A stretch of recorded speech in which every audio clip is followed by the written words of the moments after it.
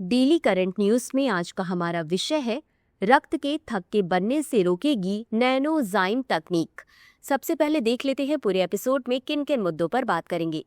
सबसे पहले जानेंगे चर्चा में क्यों, पल्मोनरी थ्रोम्बोम्बोलिज्म के बारे में, नैनोजाइम तकनीक के बारे में, भारतीय विज्ञान संस्थान के बारे में और अंत में देखेंगे एक अभ्यास प्रश्न को। तो चलिए शुरू करते हैं। हाल ही में भारतीय विज्ञान संस्थान बेंगलुरु के शोधकर्ताओं की एक टीम ने एक नई नैनोजाइम विधि विकसित की है। बता दें कि यह तकनीक पल्मोनरी थ्रोम्बोम्बोलिज्म या पीटीई सहित असामान्य रक्त के थक्के की स्थिति को नियंत्रित करने में मदद करेगी। शोधकर्ताओं द्वारा विकसित नैनो मटीरियल ROS के स्तर को नियंत्रित करते हैं, जिससे प्लेटलेट्स की अति सक्रियता को रोका जा सकता है। अब जान लेते हैं पल्मोनरी थ्रोम्बोम्बोलिज्म के बारे में। पल्मोनरी थ्रोम्बोबोलॉजी फेफड़ों में धमनी के अंदर रक्त के थक्के के कारण होने वाली एक गंभीर स्थिति है। यह फेफड़ों में रक्त के प्रवाह को अवरुद्ध कर देता है, जिससे सांस लेने में तकलीफ, सीने में दर्द और अन्य गंभीर लक्षण हो सकते हैं। पल्मोनरी थ्रोम्बोबोलॉजी का इलाज आमतौर पर रक्त को पतला करने वाली दवाइयों के साथ किया जाता है। डीवीटी या पल्मोनरी थ्रोम्बोबोलॉजी का पता डुप्लेक्स अल्ट्रासोनोग्राफी के जरिए लगाया जाता है, जो एक इमेजिंग टेस्ट है। अब जान लेते हैं नैनोजाइम तकनीक के बारे में। नैनोजाइम एक प्रकार के नैनो स्केल वाले कृत्रिम एंजाइम हैं, जो स्वाभाविक रूप से पाए जाने वाले एंजाइमों की तरह कार्य करते हैं, लेकिन वे नैनो सामग्री से बने होते हैं। नैनोजाइम या कृत्रिम जैव उत्प्रेरक प्राकृतिक एंजाइमों की नकल करते हैं, जो अपनी उत्प्रेरक गतिविधि के लिए धातु आयनों का उपयोग करते हैं।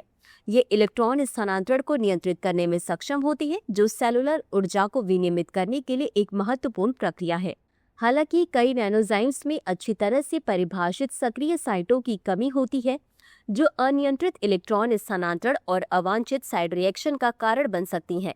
इस चुनौती पर विजय पाने के लिए अगली पीढ़ी के नैनोजाइमों को सावधानीपूर्वक इंजीनियर सक्रिय साइटों के साथ डिजाइन किया जाना चाहिए, जो सबस्ट्रेट के साथ अंतःक्रिया को ठीक से विनियमित करते हैं और इलेक्ट्रॉन प्रवाह को नियंत्रित करते हैं।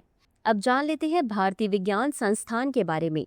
भारतीय विज्ञान संस्थान बेंगलुरु की स्थापना वर्ष 1909 में हुई थी। यह संस्थान विज्ञान और इंजीनियरिंग के क्षेत्र में उच्च शिक्षा और उन्नत अनुसंधान में कार्यरत है। यह संस्थान एक स्नातकोत्तर संस्थान है, जो विज्ञान, इंजीनियरिंग और प्रौद्योगिकी में कई विषयों के अत्याधुनिक अनुसंधान और विकास में गुणवत्तापूर्ण शिक्षा और उत्कृष्टता प्रदान करता है। इस संस्थान ने शिक्षण और अनुसंधान में कई नवाचार पेश किए हैं, जिन्होंने देश में विज्ञान और प्रौद्योगिकी के विकास में योगदान दिया है। इसी के साथ अंत में देख लेते हैं आज के अभ्यास प्रश्न को। निम्नलिखित कथनों पर विचार करें। 1. भारतीय विज्ञान संस्थान बेंगलुरु की स्थापना वर्ष 1908 में हुई थी। 2. यह संस्थान विज्ञान और इंजीनियरिंग के क्षेत्र में उच्च शिक्षा और उन्नत अनुसंधान में कार्यरत है। उपर्युक्त में से कौन सा या कौन से कथन सही है या सही है? A केवल 1, B केवल 2, C 1 और 2 दोनों, D न तो 1 और न ही 2। इस प्रश्न का उत्तर कमेंट बॉक्स में जरूर दें। अभी के लिए बस इतना ही। धन्यवाद। डियर व्यूअर्स, अपने एग्जाम की तैयारी को और बेहतर करने के लिए हमारे चैनल को लाइक, शेयर और सब्सक्राइब करना न भूलें।